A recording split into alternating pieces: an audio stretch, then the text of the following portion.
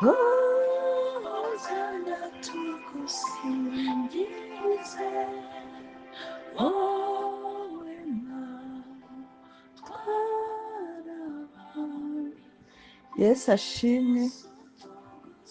Mwaramutse neza, igitondo cyiza ku nshuti z'umusaraba, umunsi wa mbere w'icyumweru, umunsi wa mbere dusenga twiyiriza ubusa ku bwa mwuka wera tugira ngo twuzuzwe umwuka wera, kandi ni ukuri turaza kumubona.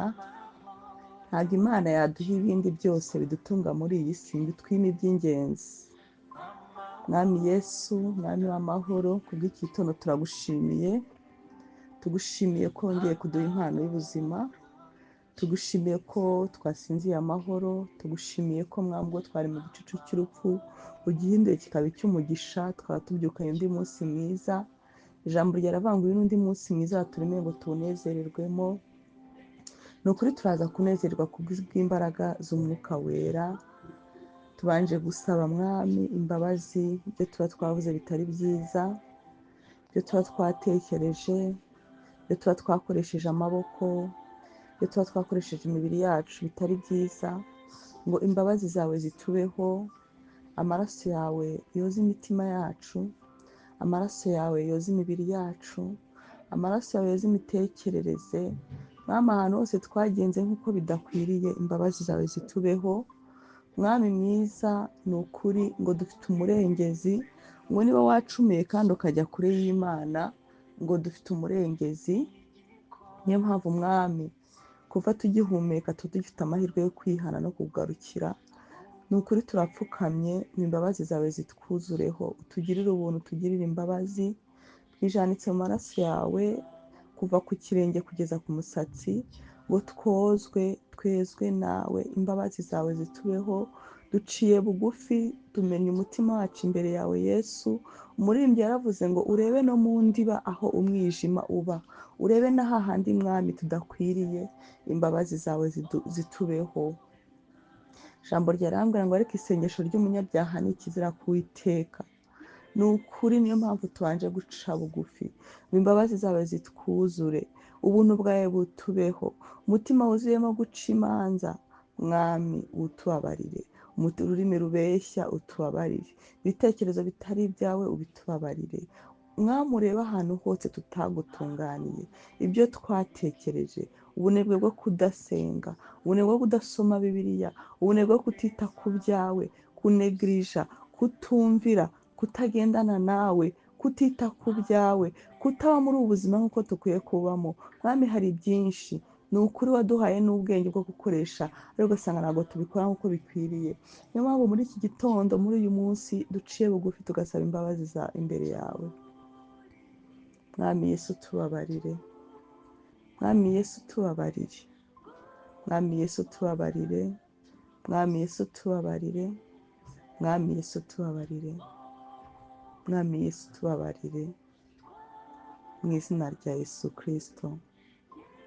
Mwami Yesu, urakoze cyane, imbabazi zawe zitwuzuyeho, urakoze ko ubuntu bwawe butwuzuyeho, urakoze ko ibya kera bishize, urakoze ko uduhaye imitima mishya, urakoze ko uduhaye umwambaro mushya. Ejo waratubwiye ngo se ikiremo gishaje washyiraho umwenda mushyashya bigakunda? Ntabwo bikunda. Niyo mpamvu mwami tubanje kuvanaho ikiremo gishaje, tubanje gukuraho vino ishaje kugira ngo haze ibishyashya. Imitima yacu mwami yambaye ubusa, turasabye ngo wongere uyambike. Amavuta ya kera arashaje, turayikuyeho, turashaka amavuta mashyashya. Turashaka mwami wongere udusomye ku mazi y'ubugingo, turashaka wongere utugirire ubuntu mu bambe yawe no mu mbabazi zawe. Kandi nzi ko nta bandi ukorera, ni twebwe. Kandi waravuze ngo mwihane muhindukire kugira iminsi myiza iboneze. Mwami, turabikoze kugira ngo iminsi myiza ibone itubonekere, twongere tuyibone. Yesu urakoze, ndagushimiye. Ongera uduhe amavuta mashya, ongera uduhe amavuta mashyashya, ongera uduhe amavuta mashya, ongera uduhe amavuta mashya mwami, ongera uduhe amavuta mashya, ongera uduhe kwaka, ongera uduhe mwami amavuta mashya, ongera uduhe amavuta mashya, ongera uduhe amavuta mashya Yesu. Ongera utwiteho, ongera utwuzuzemo impano z'umwuka wera, ongera uduhe kwera imbuto, ongera uduhe mwami, ongera uduhe umwuka wera, ongera uduhe umwuka wera, ongera uduhe umwuka wera, ongera uduhe umwuka wera, ongera uduhe umwuka wera mu izina rya Yesu Kristo, ongera utwuzuze, ongera uduhe ku mazi y'ubugingo, ongera uduhe ku mbaraga zawe Yesu, ongera uduhe ku mbaraga zawe, ongera uduhe ku rukundo rwawe, ongera uduhe mwami kugenda nk'uko ubishaka, ongera utwuzuze, ongera mwami Yesu umwuka wera yuzure mu mitima yacu, waravuze ngo ariko nimwubaha amategeko yanjye mukayagenderamo, nzasaba data nawe aboherereza umufasha, dushoboze kugendera mu mategeko yawe, dushoboze kugenda nk'uko ubishaka, dushoboze kumva ko mwami dukwiriye gusaba umwuka wera, umwuka wera yuzura imitima yacu, umwuka wera yuzura ibitekerezo byacu, umwuka wera yuzure kubaho kwacu, umwuka wera yuzure imitekerereze yacu, umwuka wera yuzure imitima yacu. Umuririmbyi yararirimbye ngo intumwa zari Yerusalemu zitegereje roho w'Imana, na na na na na na na na na na na na na na na na na na. ubwo roho w'Imana sinyizi neza, ariko ngo baravuga ngo umwuka wera araza, ngo batangira kuvuga indimi cyangwa nk'uko umwami Yesu yari yabibateguje, nk'uko yari yabibabwiye ati ngiye kugenda ntimubasha gukomeza kumbona, ariko mu minsi mike muzabona umwuka wera. Umwuka wera twuzura imitima yacu, umwuka wera yuzura imitekerereze yacu kugira ngo tutaza gutekereza ibyacu. Hanyuma tugiye gusoma icyanditswe gitoya kivuga iby'umwuka wera, nubwo ibyanditswe ari byinshi ariko tugiye gusoma icyanditswe gitoya kivuga iby'umwuka wera. Intambwe zanjye ngume mu mucyo wawe, urebe ugiye kwiga, aho umuntu atabasha gukora. Iyo tugiye muri Luka igice cya 11 umurongo wa 9, Yesu kaduhere ku gice cya 5, aravuga ngo ninde muri mwe, ngo arababwira ati ninde muri mwe ufite inshuti wayisanga, arabaza ngo ninde muri mwe ufite inshuti ngo wayisanga mu gicuku akayibwira ati nshuti yanjye nzimanira imitsima 3, kuko inshuti yanjye impingutseho ivuye mu rugendo, none nkaba ntafite icyo nyizimanira, nkaba ntafite inshuti yanjye impingutseho ivuye mu rugendo, none nkaba ntafite icyo nyizimanira. Uwo mu nzu akamusubiza ati windushya, namaze kugarira, ndaryamye n'abana banjye nabo nuko, sinshoboye kubyuka ngo nyiguhe. Ndababwira yuko nubwo atabyukijwe no kuyimuhera ko ari inshuti ye, ariko kuko yamutitirije, wumva iryo jambo Yesu yashyizemo, ariko kuko niyo mpamvu nifuje ko dutangirira ruguru, ariko kuko yamutitirije biramubyutsa amuha ibyo ashaka byose. Birashoboka ko watitiriza umwami umusaba umwuka wera. Ndagira ngo mbibutse muri iyi si habaho imbaraga enye z'umwuka. Imbaraga ya mbere ni imbaraga y'isi, imbaraga ya kabiri ni imbaraga y'imitekerereze, imbaraga ya gatatu ni imbaraga y'abadayimoni, imbaraga ya kane geswati imbaraga y'umwuka wera. Iyo udafite imbaraga y'umwuka wera ntabwo ushobora gushoma, ubarizwa muri izo 3 zindi zisigaye. Niyo mpamvu ino teme nayivuze ngo azima umwuka wera abawumusabye. Urabona ko Yesu ashyizemo akantu, aravuze ngo nubwo atamuhera kuko yabimusabye, ariko yamuhera kuko yamutitirije, sibyo? ngo kuko amutitirije biramubyutsa muha ibyo ashaka byose. Nanjye ndababwira nti musabe muzahabwa. Hano iyi verisiyo tuyumva duhita twiyumvira ibyo gusaba bya bindi bijyanye n'imitekerereze n'umubiri n'ubuzima, ntabwo ari bibi. Ariko Yesu asoza avuga iby'umwuka wera kuko yahishuriwe neza ko usabye umwuka wera nta kintu abura. Wasabye umwuka wera na biriya byose twifuza ntabwo yabibura. Nanjye ndababwira nti musabe muzahabwa, mushake muzabona, mukomange ku rugi muzakingurirwa. Musabe, gusaba ntimubyange, mushake n'imisozi muyurire n'iki, ariko mushake, umwami Imana akwitegereze avuga ati uriya ari kunshaka, muzabona. Mukomange, nibina ngombwa mwinginge, mutitirize. Ngo we mwabibutse Uwiteka ntimukamuhwemere. Ngo ntimukamuhwemere niko iryo jambo ndarikunda, ngo ntimukamuhwemere. Ngo kugeza ubwo Yerusalemu azayihindura, akayihindura ishimwe mu isi. Muzakingurwa kuko umuntu wese mumaze gukomanga, iri jambo nararikunze, ngo kuko umuntu wese usabye ahabwa. Ukibaza ngo ariko se ko dusaba ntiduhabwe? Yakobo yarabivuze aravuga ngo murasaba ntimuhabwe ko musaba nabi. Iyo wasabye nabi ntabwo uhabwa. Niyo mpamvu muri uku gusenga kwacu hakenewemo ko umwuka wera adufasha. Mu Baroma aravuga ngo kuko niwe uzi uko adusabira, atuniha iminiho kuko ari we uzi uko dukeneye gusenga, sibyo?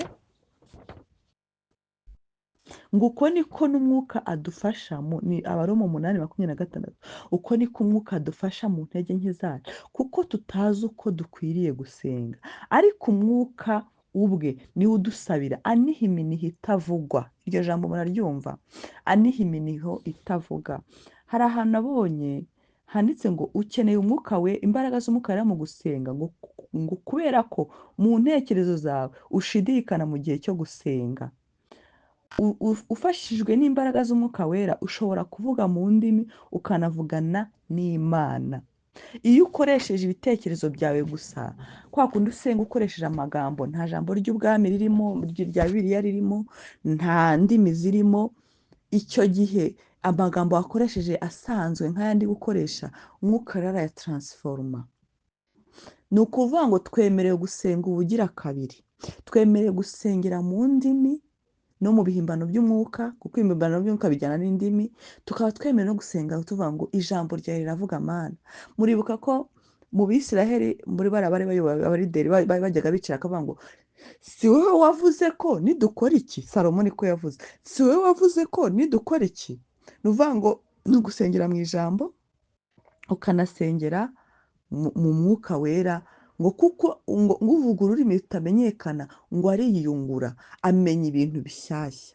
Ni ukuvuga ngo rero umwuka wera turamukeneye kuko usabye wese ahabwa, ariko yasabye mu buryo umwuka wera abishaka. Niyo mpamvu Yesu yabwiye iby'uriya mugore. Uriya mugore agenda avuga ngo hari uwambwiye ibyanjye, nawe yagiye avuga iby'uko igihe kigeze kandi gisohoye ko abasenga data.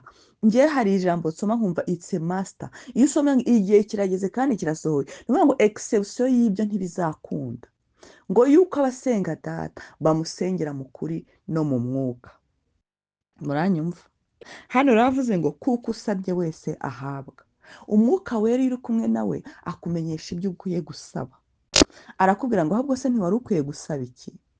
Ntiwari ukwiye kugisaba gutya se? Njyewe ni kenshi ijya no kureba umuntu avuga ngo umwuka wera tujyane mu magambo y'ubwenge, kuko umwuka wera agiye kumfasha. Niyo mpamvu Yesu yavuze ngo sinzabasiga nk'imfubyi. Bivuga ngo abantu badafite uyu mwuka w'ukuri bameze nk'imfubyi. Ijambo imfubyi nahise numva hawe ukamuriremereye, kuko imfubyi atari ikintu cyiza, kandi koko si ikintu cyiza. Avuga ngo sinzabasiga nk'imfubyi, ngo ahubwo ngo nzasaba data abampera umufasha. Umuntu ubafasha ni uko mutishoboye. Ejo twaravuze ngo ni umwuka ugera ahantu hatari ishusho, akaha ishusho, agatandukanya umwijima n'iki. Umunsi umwe rero katubanze turangize kino cyanditswe ngo mbese ninde muri mwe ufite umwana wamusaba? Yabanje ngo kuko umuntu wese usabye ahabwa, ngo ushatse abona, abisubiyemo ngo nuko manga akingurirwa. ntimwibwire ko aba bantu ejo bundi hari akavidewo na postinga Apotre Gitwaza ari kuvuga ngo umuntu ufite ijambo ry'Imana afite ubwenge isi iramwubaha. ntimwibwire ko ba Apotre Gitwaza batavutse nk'abandi. hari abantu cyakoze bavutse ari abanaziri bakwiriye kuzaba abakozi b'Imana. ni nacyo umwami Imana yabwiye Yeremiya ngo we nakumenye utaraba urusoro mu nda ya mama wawe. ariko hari n'abantu bagize gute bagiye bakira iby'ubwami kubera gushaka. twasomye inkuru ya Koroneliyo ngo uwo nguwo ngo yasengaga Imana ngo buri munsi ngakubaha Imana nabo mu rugo rwe, kandi bari abanyamahanga.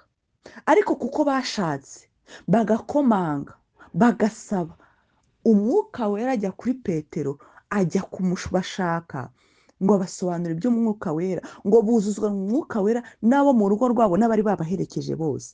imbaraga Koroneliyo yashyizemo nawe wazishyiramo. murabyumva? hano rero ngo kuko usabye wese ahabwa, ushatse wese arabona, ngo kandi n'ukomanga wese agakingurirwa. bivuga ngo nta gihe na kimwe bitazakunda. hano rero sasa ngo mbese ninde muri mwe ufite umwana yamusaba ifi akamuha inzoka? ngo cyangwa yamusaba igi akamuha isikorupiyo? none se ko muzi guha abana banyu ibyiza kandi muri babi? muzi guha, yashyizeho ako kantu ngo muri babi, ko mubishoboye data wo mu ijuru, so wo mu ijuru ntazarusha rwose guha umwuka wera abawumusabye. umunsi umwe marayika, urumva, umunsi umwe ngo Yosefu ajya kureba marayika Gaburiyeli ajya kureba Mariya, aramubwira ati ariko wowe ugiye gutsama inda. ibyo biri muri Mariko cyangwa biri muri Luka? biri muri Luka ibice bya mbere gutyo. ngo marayika aramusubiza ati umwuka wera azakuzaho. Mariya ntiyabyumvaga, se ko ntararyama n'umugabo bizagenda bite? umwuka wera azakuzaho. umwuka wera ni imbaraga ikora ibintu bidashoboka, noneho biri supernatural. ushobora kuvuga uti njye nananiwe kureka inzoga, ariko umwuka wera azakuzaho. njye nananiwe ubusambanyi, ariko umwuka wera azakuzaho. ikintu kiri muri impossible umwuka wera azakuzaho.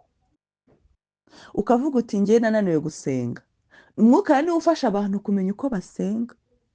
ukavuga uti njye ndi umuramyi ariko nananiwe kuririmba, umwuka wera azaguha impano. mushake gusa, usome ijambo, usenge, umwuka wera ukunde gukora practice yo kuririmba, umwuka wera azakuzaho. umwuka wera niwe utanga ubwenge, ngo aha bamwe ubwenge mu mpano z'umwuka wera, ahereza bamwe impano z'ubwenge, ubuhanga, ubwenge no kumenya. uti njye ndi umuhanuzi ariko simbikorana ubwenge, umwuka wera azakuzaho. uti njye ndi umuganga, buri umwuka wera utanga impano yo kumenya, agatanga impano y'ubwenge, abasha no gufasha abaganga. niyo mpamvu ushobora gusanga bavuga ngo ngura n'umusaje famu ukomeye cyane, kuri mugore ngiye yakozeho birakunda, umwuka wera amuhaye iyo mpano. umwuka wera niwe uha abapolitisiye ubwenge. mu mpano z'umwuka wera ngo haba bamwe gutwara, spirit of governance, umwuka wera azakuzaho. umwuka wera ashoboye ibyo byose uzi udashoboye. umwuka wera naramubwiye nyigisha kuvuga, umwuka wera nyigisha uburere, dore nta babyeyi nahawe. umwuka wera nyigisha kugenda, umwuka wera nyigisha kwambara, umwuka wera nsobanurira. ntabwo ijambo ry'Imana, nta muntu kuri iyi si ushobora kumva ijambo ry'Imana icyo gihe aba ari kuryumvira mu bwenge, biba ari ibyanditswe, biba ari Pawulo yabyise ngo ni inyuguti, ariko iyo bivuye mu nyuguti bikambara umubiri biba bihindutse imbaraga z'umwuka wera. arangije aravuga ngo marayika aramusubiza umwuka wera azakuzaho, ngo n'imbaraga zisumba byose. murabizi ko umwuka wera nawe wafashije Yesu ku isi, ngo agenda, ndaje naho mbababwira, ngo zizagukingiriza. muri ijambo ry'Imana ngo zizagukinguruza, ni nko kuza zikakuzenguruka, zikakwinjiramo, zikanakuzenguruka, zigakora ikintu kiri supernatural. ngo zizagukingiriza, ngo nicyo gituma uwera uzavuka azitwa umwana w'Imana. iyo usomye Actes des Apôtres 38, 10:38, intumwa, ibyakozwe n'intumwa 10:38, havuga iki? haravuga ngo ijambo ni umwuka wera ufasha abantu kurimenya, ngo ni irya Yesu w'i Nazareti. siko bavugara igitabo cy'ibyakozwe n'intumwa cyagiye, ngo iryo jambo ni irya Yesu w'i Nazareti. 10:38 haravuga ngo uhereye kuri 37, ngo iryo jambo murarizi ryamamaye i Yudaya hose, riherereye n'i Galileya hanyuma y'umubatizo Yohani yabwirizaga, ngo ni irya Yesu w'i Nazareti, uko Imana yamusutseho umwuka wera n'imbaraga, akagenda agirira abantu neza, agakiza aho Satani atwaza igitugu, ngo kuko Imana yari iri kumwe nawe, ngo kuko Imana yamusutseho iki? Imbaraga z'umwuka wera. Imbaraga zazuye Yesu ni iz'umwuka wera, imbaraga zagenda, muribuka ko Yesu abatizwa inuma imuzaho, yahise yakira imbaraga z'umwuka wera. Bibiliya iravuga ngo nta mugaragu uruta shebuja, ikirenge Yesu yakandagiyemo natwe tugomba kukigenderamo. Ariko iyo ari kuvuga ngo umwuka wera naza, ngo ab'isi ntibazamumenya, ngo kuko ntibabasha kumumenya. Niba uri uw'isi ubwo nta nubwo uri concerne, niba wumva nta nicyo bikubwiye ibyo turi kuvuga, ntubasha kubihishurirwa. Ariko ngo ni imbaraga zisumba byose, ni imbaraga zishobora byose, ni imbaraga zishoboye byose, ni imbaraga zikora byose.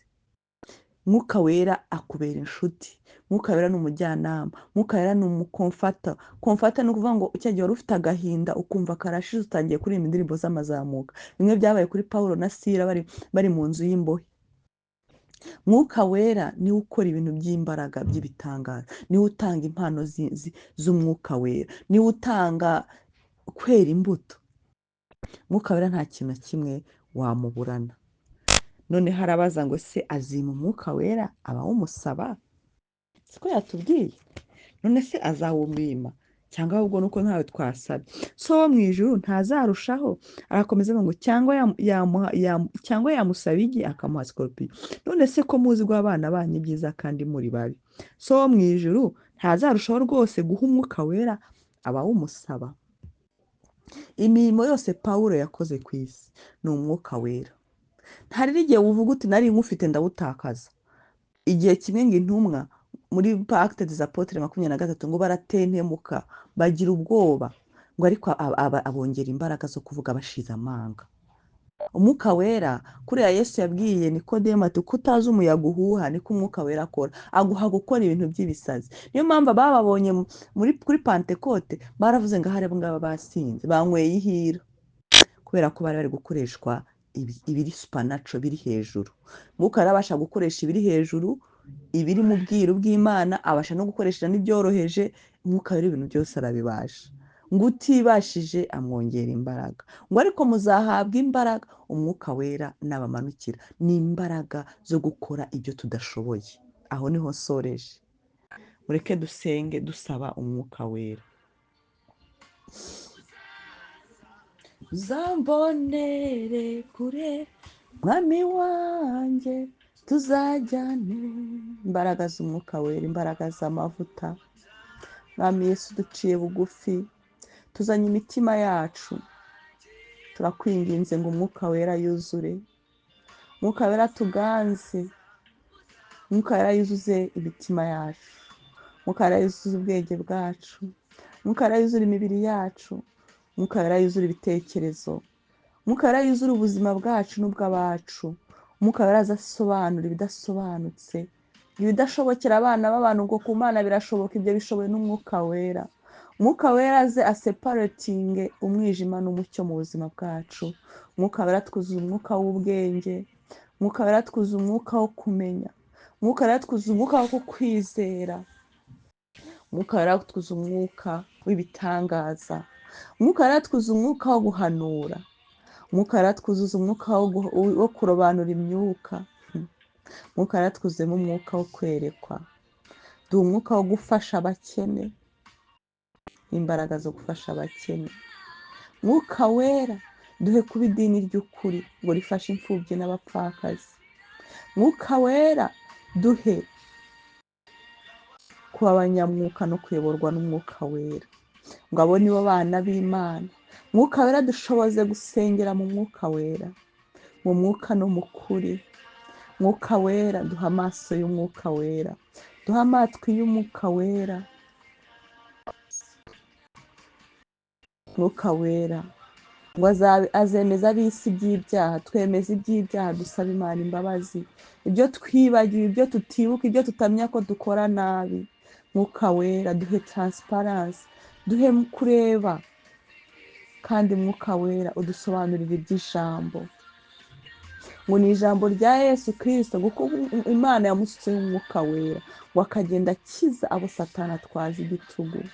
Ariko Yesu yaravuze ati dore mbasize mu isi, muzakora ibirenze ibyo nakoze. Ariko ngo imbaraga z'umwuka wera nizibazaho, ngo nimuhabwe imbaraga ngo muzabagaho kumpamya. Twuzuyemo umwuka wera tubashe kuguhamya, twuzuyemo umwuka wera.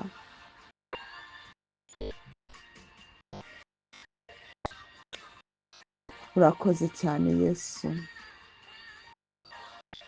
urakoze, urakoze mwuka wera, urakoze.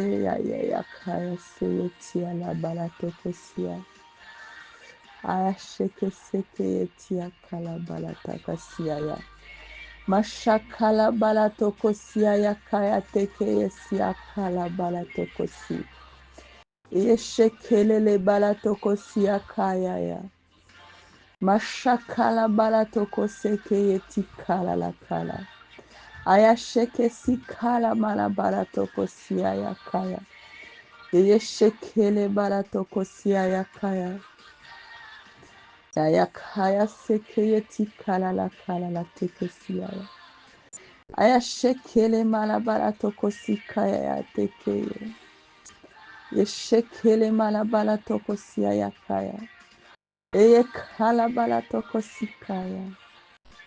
Urakoze cyane Holy Spirit.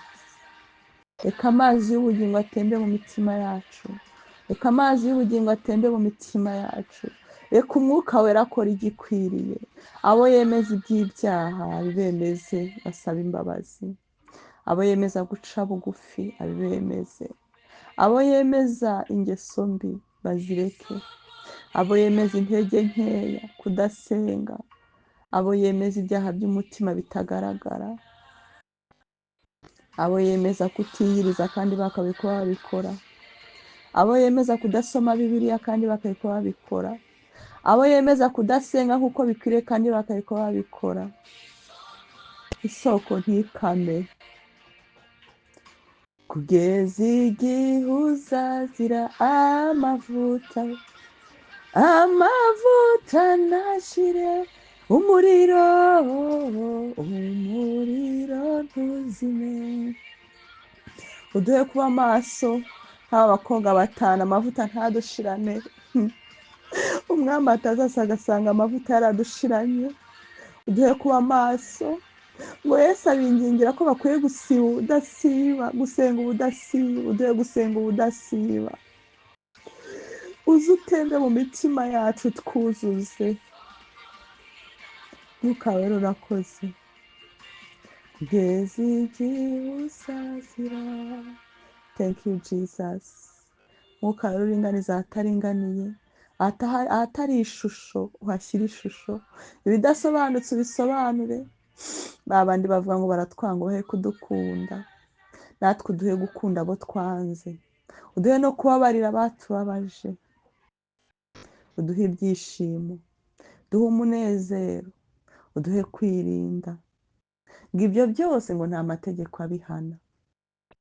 Mwuka wera urakoze, ugendane na buri muntu umwe hano, wigaragarize buri umwe mu izina rya Yesu Kristo, amen. Bana b'Imana, shalom shalom. Turakomeza tuvuge iby'umwuka wera, ariko wiherere usabe imbaraga z'umwuka wera, nizo zizakubashisha, zizakuzaho. Ndabakunda cyane, amen.